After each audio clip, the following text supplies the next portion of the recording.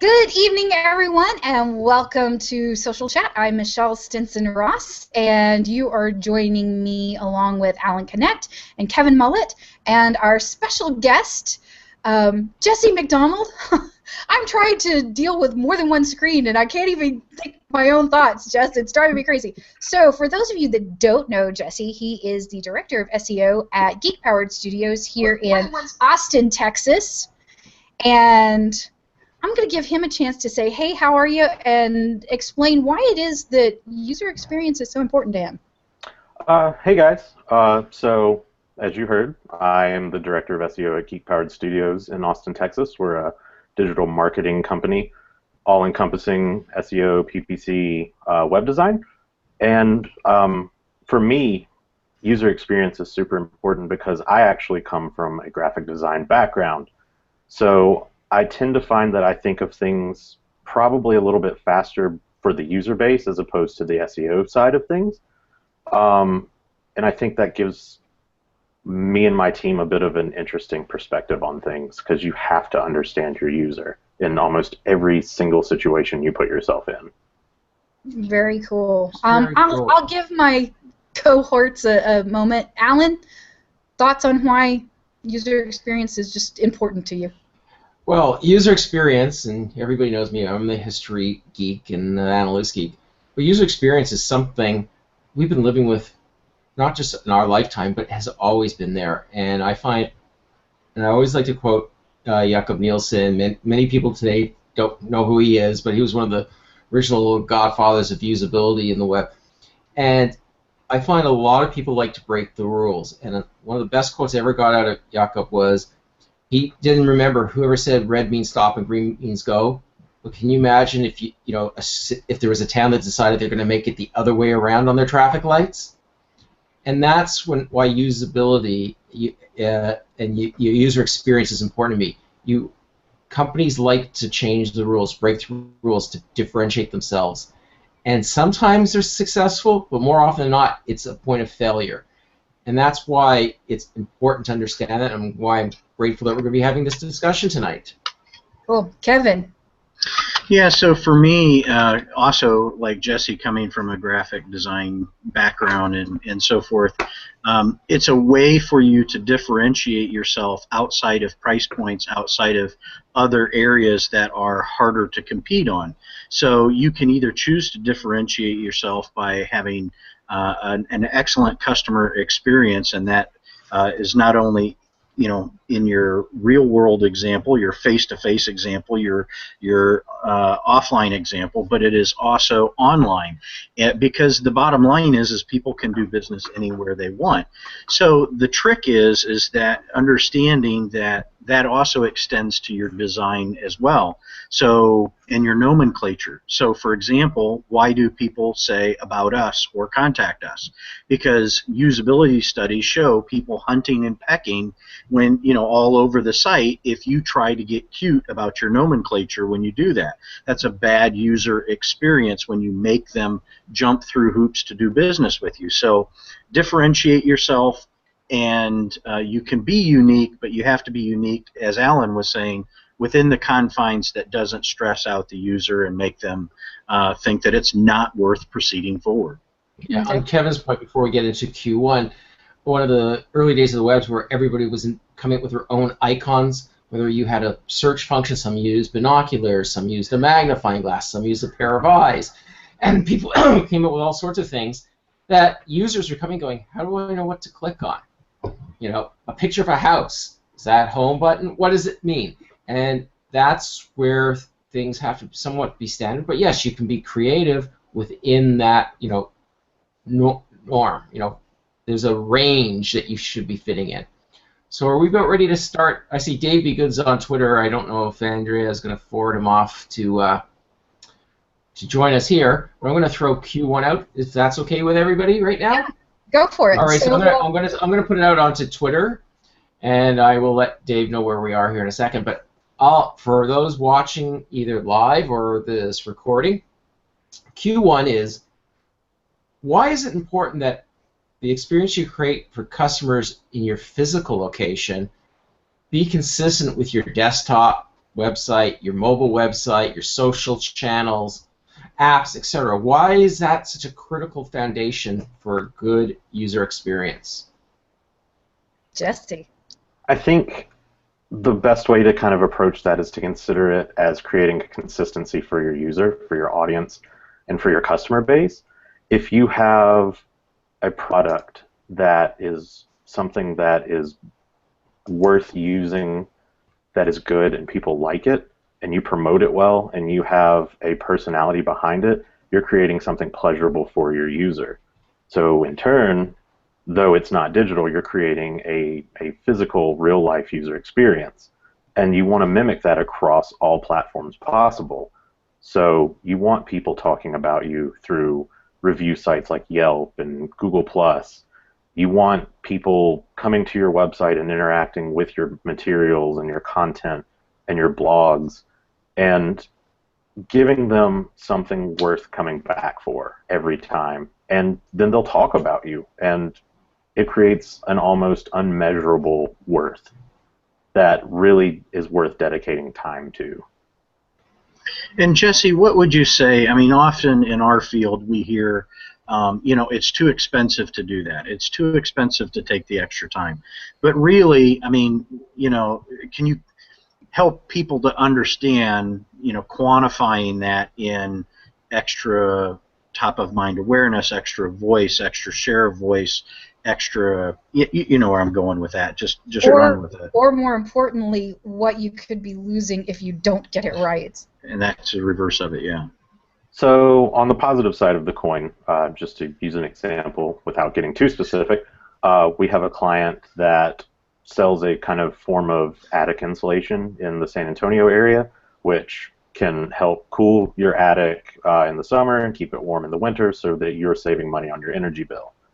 In turn, he is very personable in the community.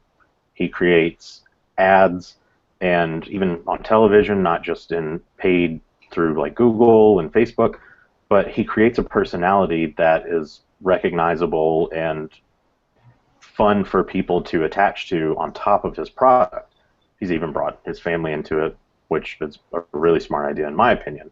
So people see his ads or his Facebook interactions that he has, and instantly his site gets huge amounts of traffic.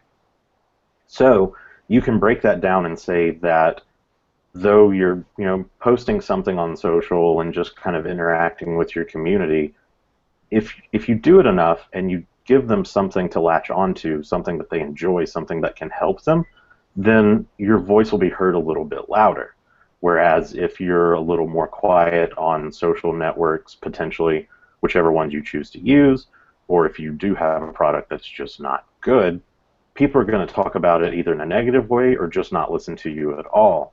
So while it may take a lot of time and potentially money, depending on how you go about it, it's kind of like the old saying, you have to spend money to make money. Well, you have to spend time to get positive return. And if you miss the shot that you never take 100% of the time. I'm going to add a little commentary on here, expand on something Jesse brought up. Because part of the question we said, why is it important that we have that consistency between if someone walks into your physical store, whether, I'm trying to think of some good stores, but for whatever reason I have Best Buy on my mind, or Staples, and you walk into one of those stores because, I'm in a hurry and I need something, in an hour. I'm not going to go to Amazon and order it, even if I have Prime, it'll come in 24 hours. I need it this afternoon. And you have the option of going, driving to the store and seeing if they have it, or you can go online to their website and say, oh, they have it, great, I'll order it for pickup, and then they'll call me when it's ready, and I'm in and out. And that's where there's that consistency. You want to know the same brand. I think that's where a lot of small businesses get, and I'm going to use the term hoodwinked, but they get hoodwinked by designers. And Kevin and Jesse, coming out of the design world, I've seen too many designers design for design's sake. They want to win awards for their design. They don't look at what the image is, what is their consistent positioning, and that is confusing to users. If you want that user to seamlessly go from the website to a retail outlet or a restaurant, can you imagine going to a restaurant, after you check them out online and you saw this really modern, whatever, primary color thing, and you go, wow, this looks like fun, I'm going to go in there, and you go in there, and it's a dark, smoky, or whatever, you go, this isn't what I was just experiencing, this isn't what I expect, and that's where I think businesses lose that disconnect. Would you tend to agree with that one, Jesse? Yeah, I think you have to give your user exactly what they're looking for and tell them simply what they're getting into. My favorite example, and I've had this on my mind and have wanted to throw this out somewhere since like last November, and this is kind of a long shot, but bear with me. Star Wars. We've come off of 3 terrible movies, and we get that they're coming out with a new movie. We've gotten 8 minutes, maybe, by the time that it's come out, roughly 8 minutes of footage and some visuals of toys. And yet they sold 6.5 million in pre-sale tickets on the first day. Granted, Star Wars, huge brand, but off of 8 minutes? That's crazy. Well, and consider some of the absolutely phenomenal 8 minutes that we got, because not only did we get really good trailers and all that kind of stuff, but Star Wars gave us an immersive 360 video experience in Facebook that we could play with until the movie came out. They gave us a positive user experience, and it worked. And also bringing back Harrison Ford and throwing him into a couple of trailers saying, Chewie, we're home. They had everybody hooked on the, that one line. They probably could have done that same sales just promoting that. Well, I think we could all mention a lot of brands that are almost unflappable in delivering a good user experience, even if an individual engagement wasn't stellar. So to Jesse's point, there's a lot of Star Wars fans that didn't like the first 3. Some people, like myself, were just happy to eat more George Lucas's table scraps. We'll take whatever he'll give us because we thought we were never going to get anything again. But why do they stick with us? It's because the overall universe and the toys and how they treat their people was a good user experience. You take somebody like, I like to use REI, and I'm not paid by them. They can send me any camping gear they want. But anyway, they get mentioned in movies. And, like there's this famous, or not very famous, but a quote in one of the movies that said, oh, your boots don't fit very well. It's one with Reese Witherspoon in it, and she's walking, and the guide comes up and says, oh, well, your boots don't fit? Did you buy them from REI? Yeah. Okay, well, they'll get replaced. No problem. They'll send you, new boots right away. And that kind of experience that you make sure that that's top-notch transcends one mediocre experience or whatever, because they do the right thing to correct that every single time. And that's huge. So I'm glad you said that, because one of the things I wanted to ask, we've mentioned reviews. So whether that's a Google Places review or whether that's a Yelp review or a TripAdvisor review, there's several options depending on what vertical you're in as to how you might get reviewed. But it's important to know that as important as a great user experience is, and hopefully you're getting great reviews for that great user experience, oh my gosh, Kevin, what happens and what kind of damage can an inconsistent to poor user experience do when people can reach for a mobile device and just rip your brand to shreds on Yelp? Well, and this is actually a real simple one. And by the way, Angie's List just opened up their experience to not have to be a paywall anymore. But the thing of it is, all I have to really remind people of is most of the people that will be listening to this have gone to a Yelp, a TripAdvisor, a Google review, and have made a negative purchasing decision because of negative reviews. Now, imagine that's your business and you're not paying attention to what reviews are being said about you. There's this funny joke that it's not actually that funny, but it's ironic that people make a big deal over the intern doing their social media, and they're all super scared about what the intern is going to tweet out, and yet you go look at some of those companies' reviews, and they have tons of negative reviews. So here they're so worried and pent up about what's going to be said from them that they don't even think about what's already being said about them by the customers themselves. And so it kind of goes back to what we were talking about beforehand, and that is, A, fix the problem, okay? And number two, and I get this from Thomas Ballantyne, which many of us know. He's a fellow SEO guy, and Thomas is a hoot, but he says their policy is they will replace or redo the service. They're a pest control service, and they will redo the service, no questions asked.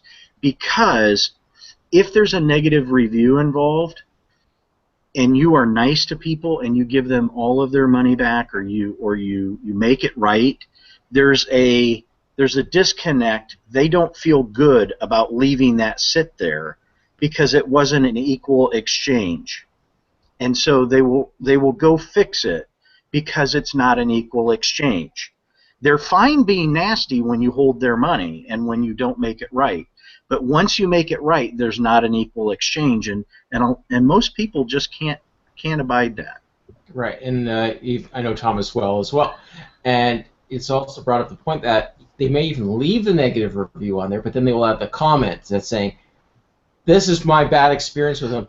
Then they put in an extra paragraph because they'll go and edit. But when I told them about it, they really tried their best to fix the problem. All of a sudden, it's like, oh, bad. Oh, wow. And they may even change the rating depending on which site it is. Mm-hmm.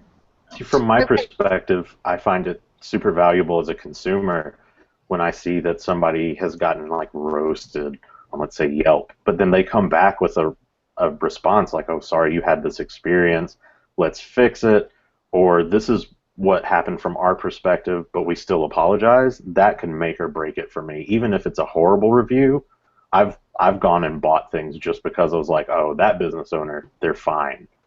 They know how to handle things. They care. True. And I think there's been several reviews that have borne that out. TripAdvisor did a big one a long time ago that said, actually, if you have no negative reviews, then people believe that they're sock puppet or astroturf, which is a fancy term of saying fake reviews, because people just don't believe that there isn't one jerk out there that just wants to roast you. That's true. That's part of user experience is, people have to believe from your experience that it's an appropriate user experience for who you are. If you're a mom and pop corner convenience store, bodega, whatever, you can't have a fancy schmancy website. That's not what they're expecting. Or they're going to say, oh, I'm not going to go shop there. They're going to be too expensive. So it has to match with, an expectation. Build a user experience to the expectation of your customers or who you want to be your customers. We're going to slide on over to Q3 right now. Q2. Q2. Oh, so it's up to you, Michelle. So this is a perfect moment, at least for me, to ask. So we're kind of dancing around this and certainly talking about the implications of a poor user experience. But Jesse, what are some of the really common user experiences made by most businesses? I know that you guys at Geek Powered Studio are frequently fixing things like this. So what are the things that you see most often for businesses? For me, it seems like some people, or some businesses, I should say, that are a little less tech savvy tend to have the, if I ignore the problem, it'll go away, or just simply not knowing what's wrong. So I think one of the most dangerous things a business can do is say, oh, there's a negative review, or somebody's being really strange on social media, and just ignoring it instead of interacting and kind of showing that they're trying their hardest to be genuine. So from my perspective, that's one. The second thing is kind of not understanding the importance of really honing in and creating a cohesive digital campaign by looking at things and figuring out the best way to get in front of your user. You might get fewer people coming to your site, let's say, but look at the quality of your traffic. Are they converting? Are they getting exactly what they want. So you really have to always be in this mode of test. Always try new things, but build off of things that work. Don't reinvent the wheel. Just make the wheel better. Yeah, I use the example, just playing off, and people know I love my, I use examples, but allude to things. But it's like wearing up the carpet. If you're a retail outlet, you don't want 1,000 people coming through the front door wearing up the carpet when they never buy anything. You'd rather get 20 people in that day, and each one bought something. And that's part of the testing. And I'm the analytics guy, and everybody knows that. And the amount of times I have to go in, and I hear clients, and I do the SEO, and I do the social. Oh, well, I'm getting 5,000, sessions a day on my website, and I go, great. But how many of those are actual customers? How many of those are doing what you want them to do? And then you get the deer in headlights look, and that's where that user experience is critical. You're driving all these eyeballs, but are they even the right eyeballs, or are you actually guiding the eyeballs to where you want them? True. Well, Alan and I, as consultants, we work together a lot, and just this morning we were looking at a potential client and going, what? So, Alan, why don't you explain a little bit about why this person approached you to begin with? We're not going to name any names or what the potential client is, but there's enough there that we can tell you already. Well, this is a social friend, somebody who, believe it or not, met here on social chat. And it turns out that we were members of several specific genealogical groups on Facebook. So we keep exchanging information, find out we had a few other things in common. And it has followed things I've been saying about analytics, about measuring. And yes, they had a great website that's about 10 years old, was driving business. They used AdWords, they haven't used AdWords, they had SEO all working for them. And the site's gone through various iterations over the years, and they launched a new iteration several months back, and all of a sudden, nobody's converting. They aren't even putting things in their shopping cart. So it's not that they're getting abandoned shopping carts. And so Michelle and I were poking around, and I don't think that person's on our chat tonight, but it doesn't matter because I have to talk to them tomorrow and try and get a price range so I can put a proposal on what we're going to do. But the reality is understanding, in my opinion, I had my dream. I had it in a dream late last night. I was thinking, what could be causing the problem? Because I understood how to use the site, but I'm an old guy. But it's all of a sudden, Michelle and I sort of said, hold on. I know I've been seeing on so many of my clients' sites a huge spike move over to mobile devices. But I'm using a desktop. All of a sudden, we both brought up our phones. And we went, ah! Well, and here's the kicker. So the site is a mobile responsive site. It does actually realize that we're looking at it from a mobile phone and adjusts. But mobile rendering and particularly the shopping experience was really confusing. And it was confusing on desktop and even more so on mobile. So that's why we're saying your desktop. We know that when I look at on my phone, my tablet's downstairs, or I look at it on a tablet, I have different dimensions, and I can look at it on a desktop. They don't have to look identical. That was always the mistake, when website designs were starting. Oh, it has to look the same in IE as it looked in Firefox or in Mozilla, Netscape, and it has to look exactly the same on the Mac and on the PC. And I used to go nuts with marketing managers going, nobody sits at their home going, the sites are slightly off, that this was off by one more pixel one way or the other. But it has to be consistent, and I have to know what I just experienced on my mobile, how I can translate it to the desktop or the other way around. And that's something that a lot of people seem to miss. I kind of think it's like, and we talk about it here a lot on social chat, being a frequent participant in the chat, is know your audience, know what they want and what they do. If you have a younger audience, Snapchat might work for you, but to kind of say what our mutual friend Keith Good has brought up several times, if you are a funeral home, Snapchat might not be the right medium for you. Oh my gracious, no. So, knowing what your user uses and then optimizing for that first is always the best route to go. If you have a insane amount of mobile users, you might want to fix your mobile before your desktop. Right. Well, in some cases, that demographic might change. I just want to point out, because we are getting some stuff here on Twitter, so I want to put, Jody Dean put out a great point. So in her world, and it's talking about this, the nonprofit/organization that redirects their funding page to a third-party site. Yeah. All of a sudden, you just broke that experience. So. Yeah. I just want to add, one of the things that people have to do too is read between the lines. So a point was made, earlier about the mobile site. So they switched from a functioning site where they were getting sales to a responsive site, and sales went down. Now, I got to be really careful how I say this because this can be very inflammatory.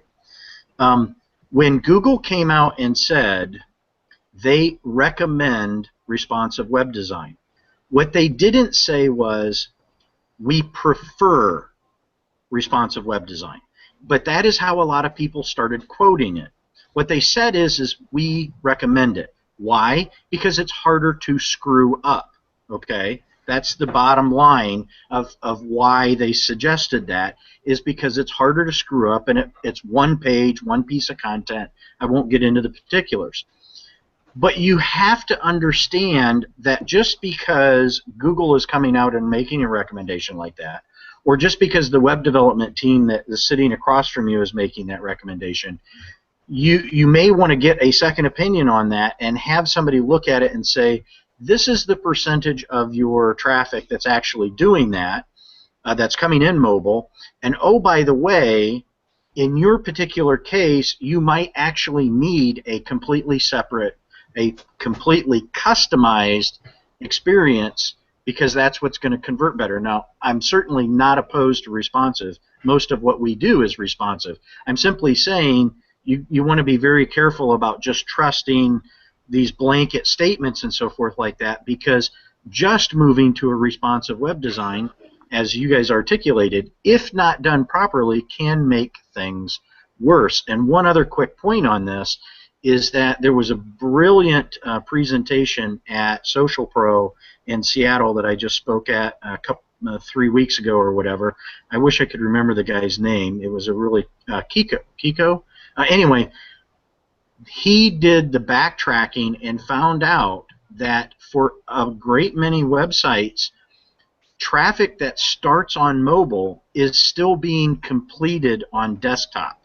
So research is being done on mobile, but the actual checkout process, for whatever reason, whether they just are in the moment and doing it and then they get back to it later, whether because they're not comfortable putting payment information through the mobile, whatever the reason is, that a lot of that data is getting lost, because when you jump from one to the other, you lose the connection of that visitor being this visitor. So you think it's a brand new one.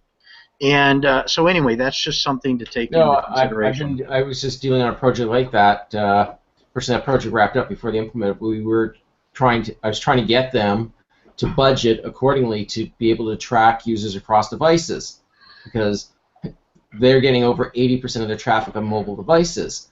But we don't know how many people were also using on their desktop.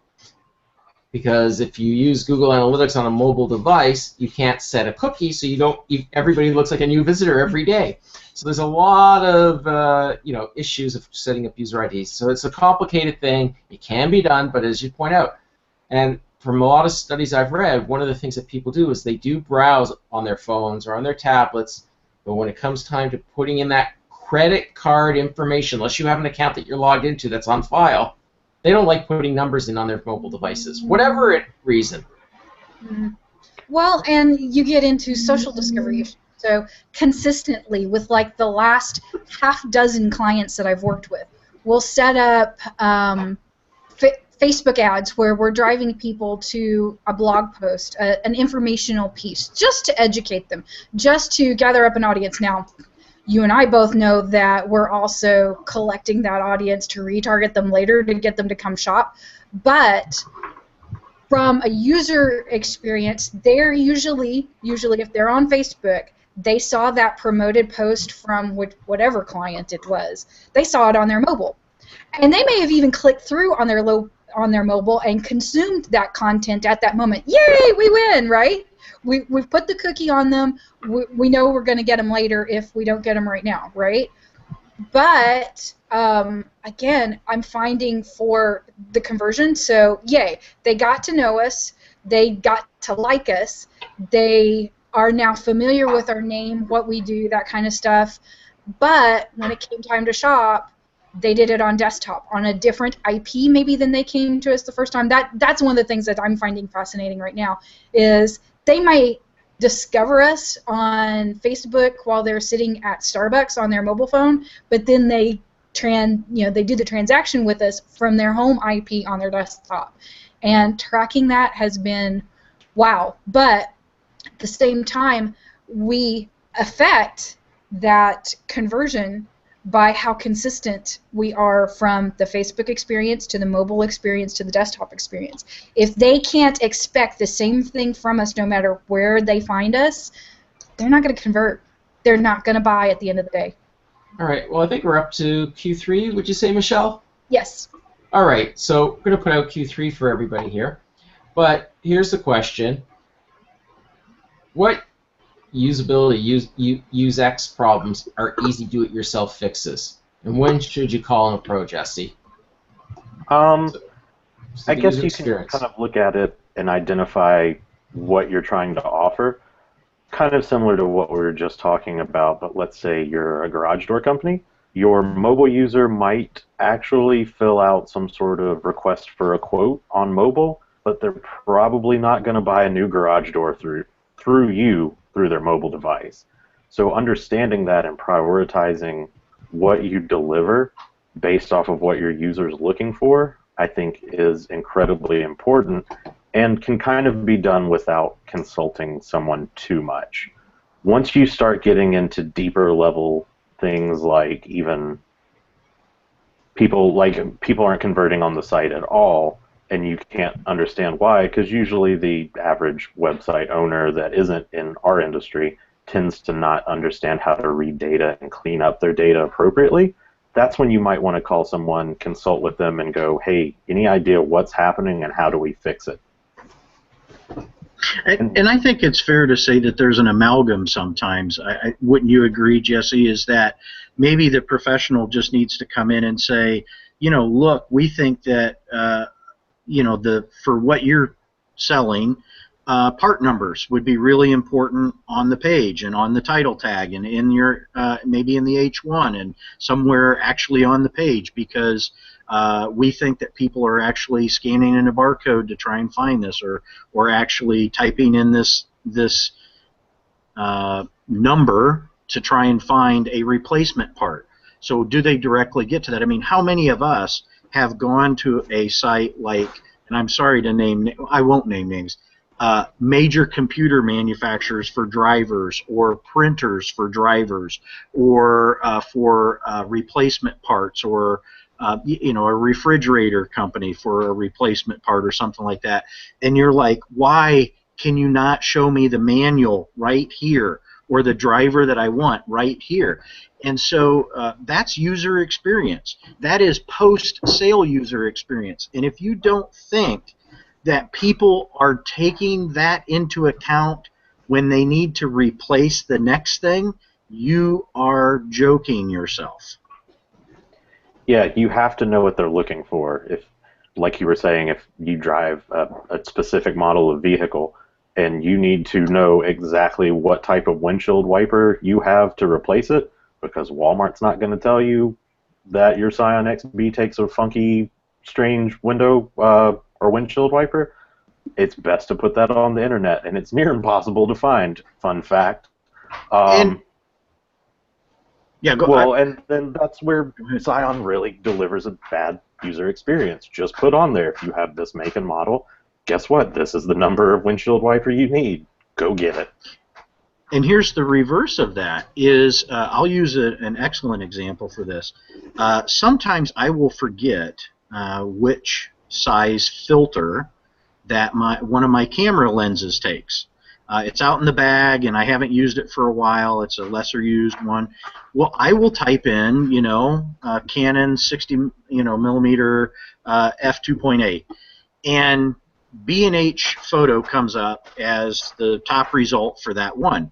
Now, here's the other thing is they have to interpret that data. So if they're seeing a large bounce rate off of that specific things, sometimes they have to factor that in by doing reverse searches that says, oh, I'm coming up for something that's related to what kind of windshield wiper this takes, or what kind of paper or cartridge this takes, and then realize that some of your bounce is coming from those informational queries because Google doesn't give us the keyword data anymore directly related to the page, except for maybe a little bit of it in Search Console, but that is a whole other story. Sorry, I digress. Yeah. No. I love it that you brought this up at this moment, because I've noticed yesterday and today, whether I do a Google search on my mobile phone or whether I'm doing it on my desktop, Google is now asking me, please rate. Did the link that you just clicked, did it really answer well what you were looking for?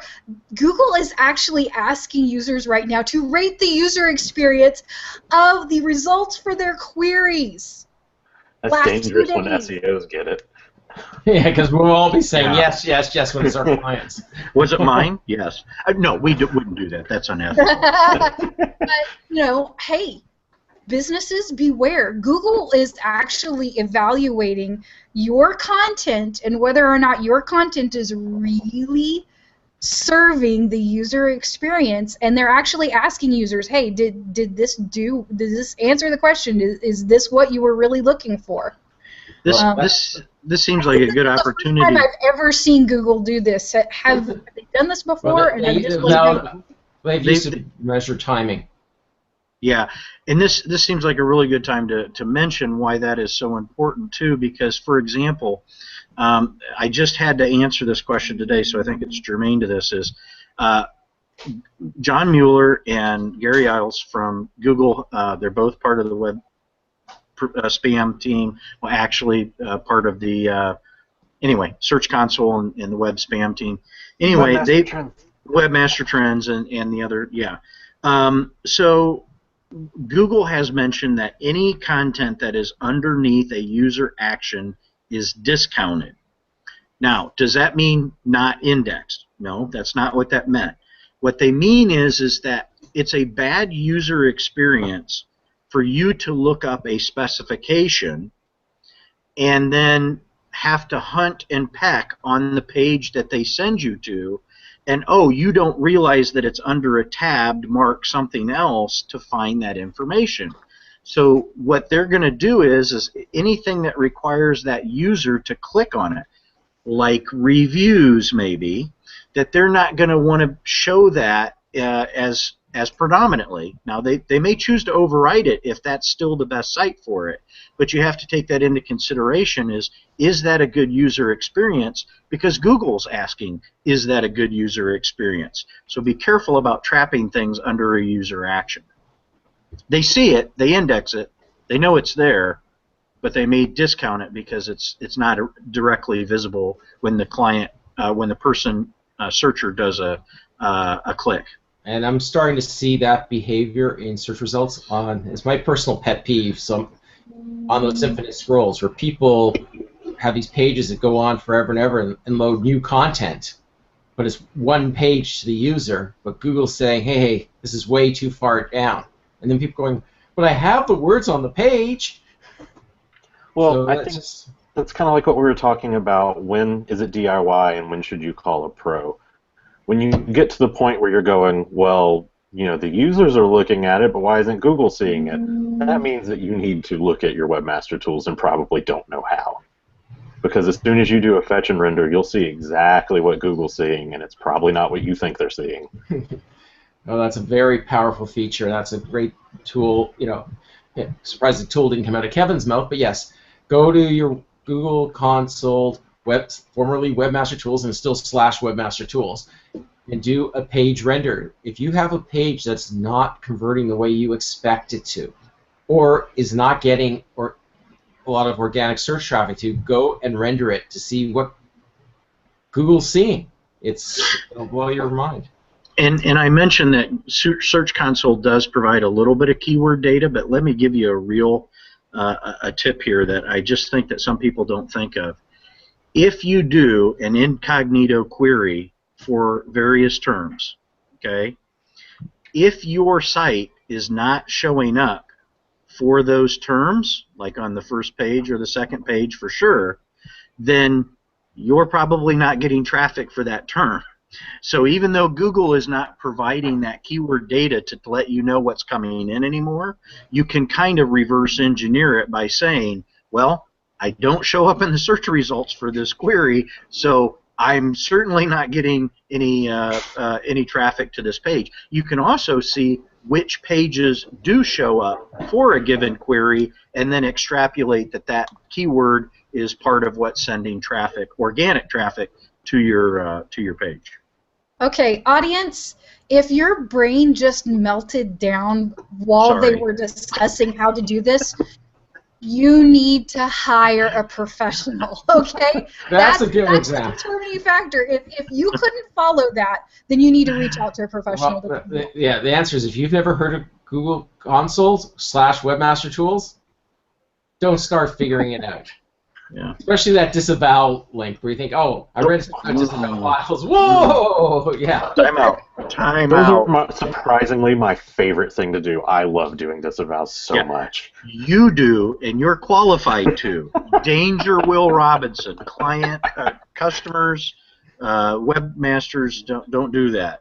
Unless you hire a link analysis specialist, I don't even like to do it. I have people who have tools and provide me that, and then I still manually go through the recommendations because the amount of times I found mistakes in those. Yes. Well, and sorry, Alan. No, I'm just saying, but that's where we're talking about hiring a professional. Even though he didn't invent the saying, my friend Adam Prohl, I speak at a lot of conferences with him on analytics and social, he loves this great saying is, if you think hiring a professional is expensive, wait till you hire an amateur. Indeed. Well, and that's keep that in mind. You can do more damage with one keystroke that can take months, if not years, to repair. Well, and the same thing happens in socials. So if you're trying to put together a consistent experience, you're trying to promote your content and get a user kind of through that social to conversion path, if you've done all that you know how to do, or still your intern knows how to do, and you're still not seeing results, especially if you've decided to try a promoted post or a full-on, paid promotion on Facebook or Pinterest or Instagram or Twitter, you need to call in a professional, because it could be content, it could be your link tracking, it could be your budget, it could be your targeting. There are so many moving parts to getting social dialed in correctly that if you're struggling with it and you've tried, it's time to call in a professional. It's not that channel doesn't work, it's that you need somebody with a bit more experience than you've actually got time to get. That brings up another project that Michelle and I are working on, where we actually had a debate about how to do a proper promoted post, and from a user experience, how should the promoted post be laid out? And should we be doing an elaborate one? Should we be keeping it simple? And was for a client, they have two demographics they're targeting, and we set up an A/B test. And Michelle and I had a gut feel. Michelle says, no, these always do better. Well, in one case, my gut was right. In the other case, it looks like Michelle's was right. Well, and because it's two different audiences. But that's understanding the power of usability and user experience. If you can do testing, A/B testing. I bet Jesse would agree. that actually a good UI UX guy will actually rejoice in having the opportunity to do some testing, even if it proves them wrong, because you still have the answer. Wouldn't you agree with that, Jesse? Absolutely. I think that you should test as much as you can and test different types of things. Obviously, let it run, get good data, and don't mess. I hesitate to say mess with a bunch of stuff, but do one at a time. Take it slow. But you'll never get better if you just let it stick. Mm-hmm. And you never know you have nothing to lose from testing out new things. And that test may prevent you from throwing the baby out with the bathwater. I will say this, though. If there is ad spend, if you're testing with money on the line, True. please, please, please, please do it with somebody that can at least oversee it and make sure that you didn't just blow through a bunch of budget on testing when you could have let that run for a day, a few hours, depending on what's going on.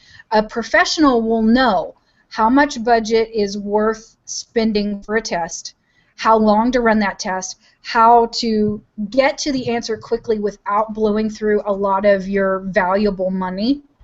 That's another one of those things. Yes, please, please, please test. You need to, and you need to do it often. Even when you found something that works in 6 months, you probably better test it again.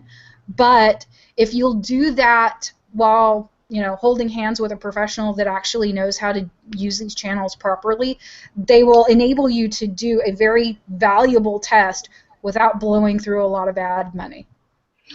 And I think it's very important to highlight what you guys said earlier, which is, and I kind of say it flippantly, as social media isn't failing, you're probably failing at social media. And it seems like a very harsh way of saying it, but you'll have somebody who says, this channel sucks, this is horrible, we tried this and it didn't work, and that may in fact be the case. It may be wrong for your audience, your demographic, but you want to be careful about jumping right to that conclusion, because it may be that you just didn't let it run long enough, you had too high of expectations for how quickly it was going to catch on, or you had the wrong ads, as was said before. There's a lot of variables there.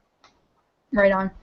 All right, so are we ready for question Now 4? we're on for the fun one, and drum roll. Drum roll, please. And I'm a Canadian, so I have to learn vicariously. We actually have a fantastic real life happening right now. It's kind of like a hot topic example for you.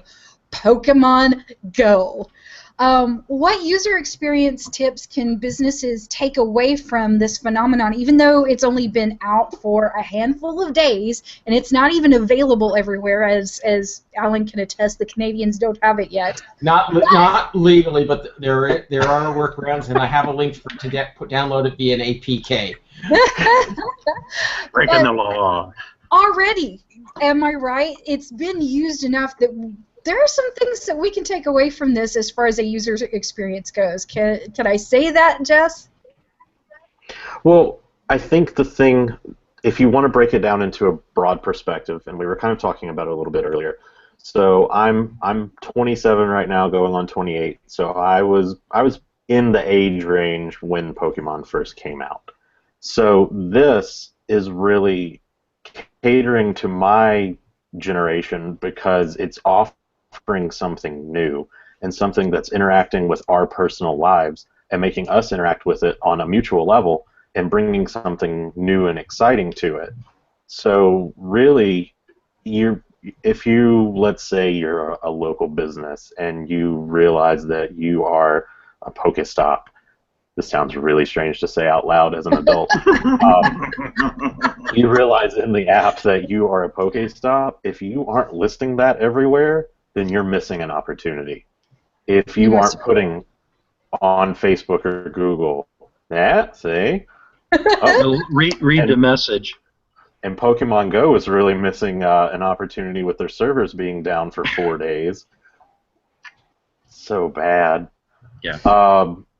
But if you're not getting out there and saying, hey, you should stop by my bubble tea store because I'm a Pokestop, so while you're enjoying your new Pokeballs that you are receiving from being at my location, why not get you some bubble tea? Like, it's just the perfect thing to do. Oh my gosh, And I've already run across some ideas with my kids. I'm like, okay, so how hard would it be for the bubble tea manager to activate their own PokémonGo app and purchase a few of the modules, the oh my gosh, the terminology is leaving my head. The little modules that actually attract Pokemon to the stop. Why wouldn't you want to do a 30-minute special while that little module is active and go, hey, for the next 30 minutes, we're going to have this thing attracting Pokemon come in, have a bubble tea, and catch them all? The key would be going back to what Alan said. If you're selling lawnmowers, that's probably not something you would want to do unless the people you have in tow are parents with kids and you want to keep them out of the way while you're doing it. Because you don't want just 100 people coming through there wearing out your salespeople in your carpet when that's not the audience or the demographic. But frankly, because the data was gotten from ingress, then probably they already know a little bit about where those should be placed and where they're the most valuable. Typically, they're placing them on public art installations and stuff like that. So unless your tractor store has just some kind of kick-ass mural, probably you're not going to be designated a Pokestop anyway. No, ours is. Like our office complex is designated as a Pokestop, and that kind of made me chuckle because the majority of the people in that are professionals. It leans techie, but not that age range. And so even though I have it installed, which I reluctantly did, it was kind of odd to see that show up that as part of our office complex, that it's in there. The other thing is I've seen two different things so far. Is I've seen 10% off for anybody that stops in that's playing PokémonGo. And PokémonGo, and I've also seen or heard of, in this case I heard of it, signs that said Pokemon Go only for paying customers. Mm-hmm. That meme's going around. All right, so Jesse, how excited would Geek Power Studios be if your office building was a Pokestop? We're actually trying to get it listed as a gym. We all joined the same team and everything and are trying to figure out the best way to turn it into a gym, because that's really a part of our culture. If you come into our office, we have all sorts of stickers of Mario Brothers up and around. We have characters from Final Fantasy pasted on our walls. We have shit from Star Wars floating around in the ceilings, giant Millennium Falcon, which we're super proud of. And so gaming's our culture. We do a thing every year where we game for 24 hours for a local hospital charity through the charity organization Extra Life. So becoming a gym would just be the absolute. We have a college right across the way from us. So literally, there's a gym right within 100 yards of the building, and the Pokestop. I wish our building was part of the Pokestop.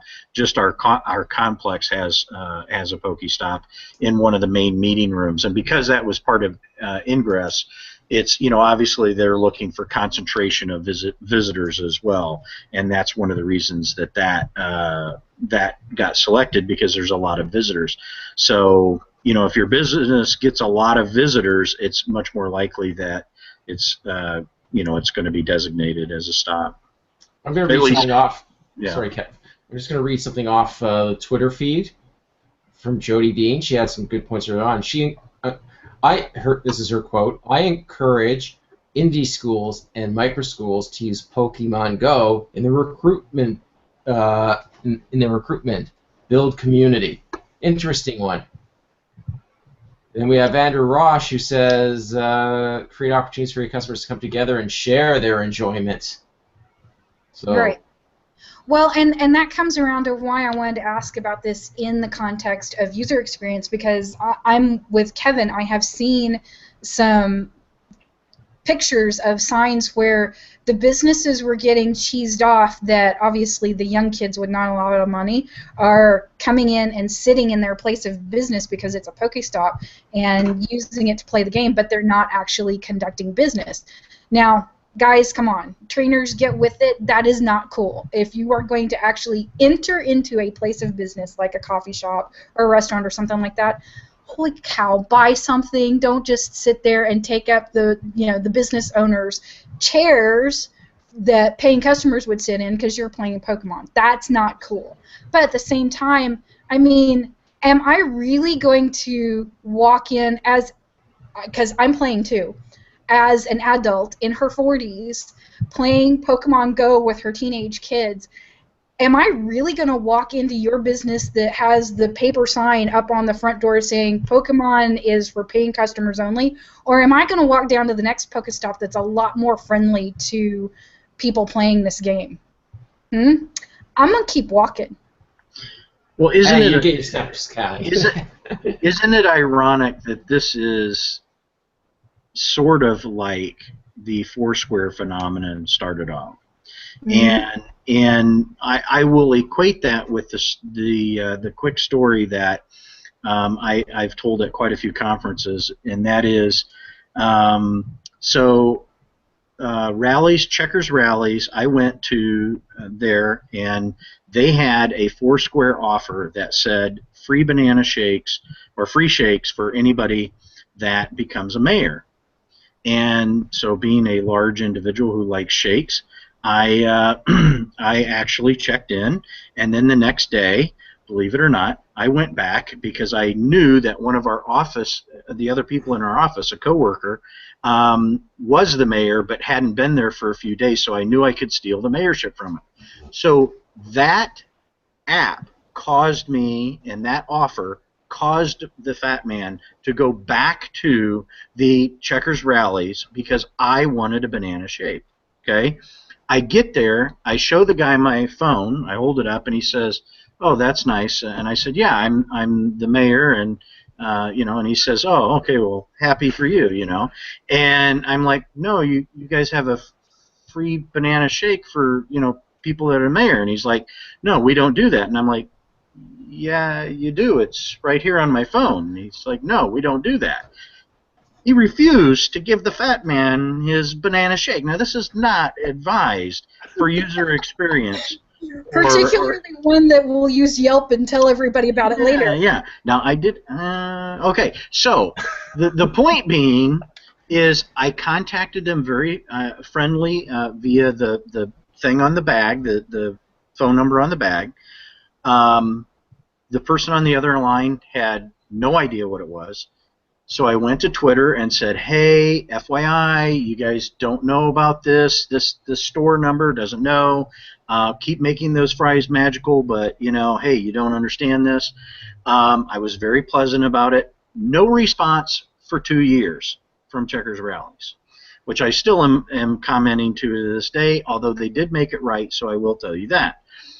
I went to Facebook. I posted in Facebook, "Hey, in case you didn't know, nobody at your phone number, nobody via Twitter said that they would, make this right. And I want my banana shake because they're great." So I was trying to be friendly. I'm not, digging on them. Keep making those fries magical. The best way to get response is to email. Well, I just told you the problem.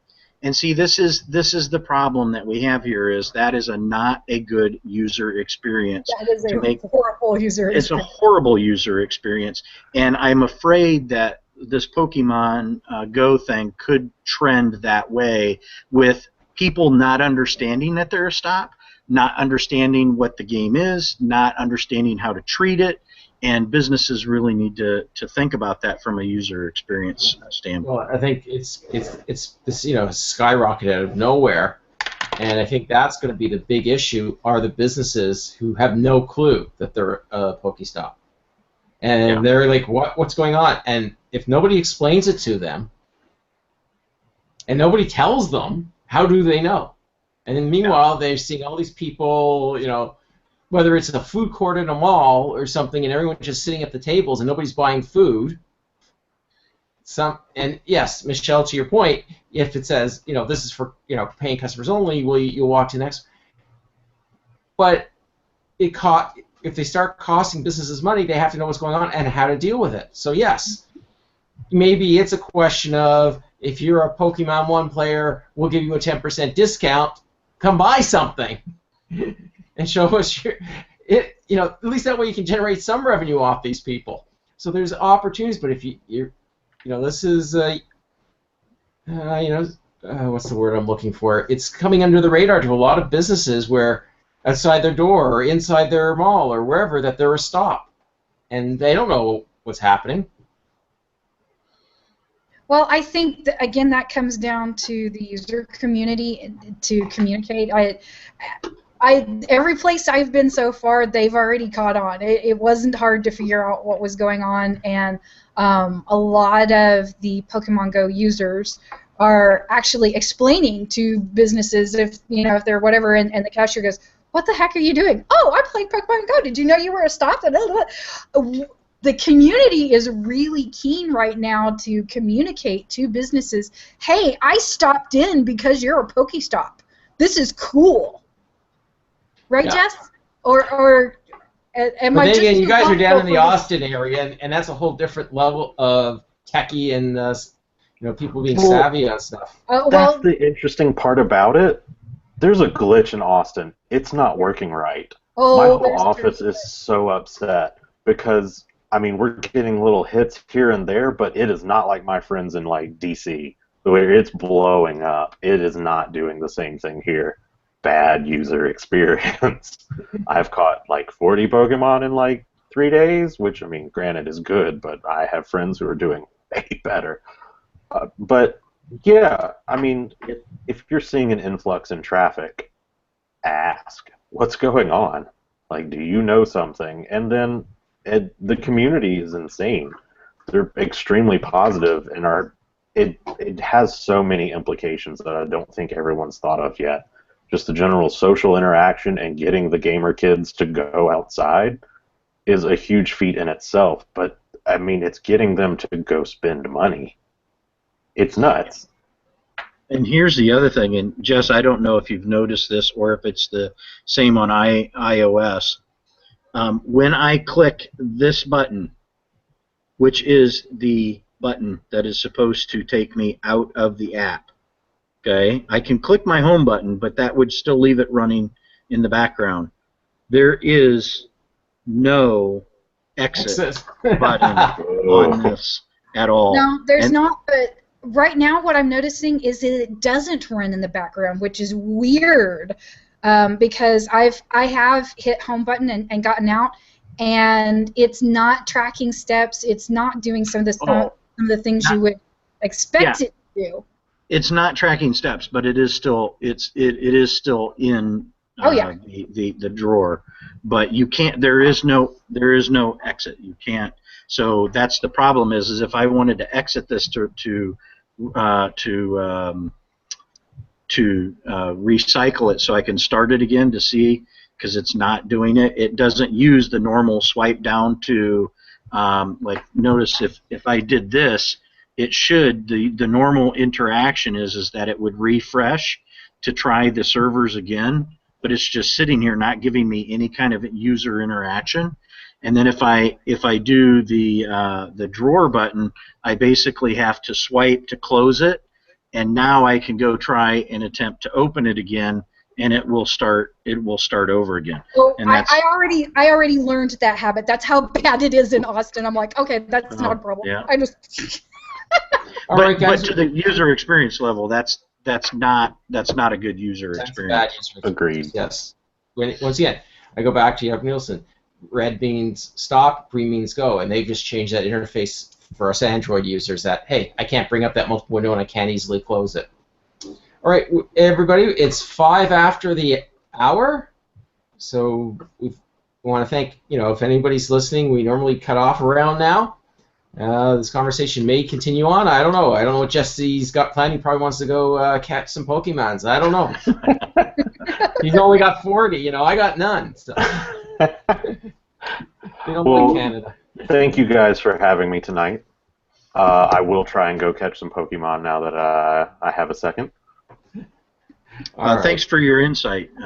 It's great to have people who are willing to share with the community and people who participate in the community, and you've done both, and we appreciate it.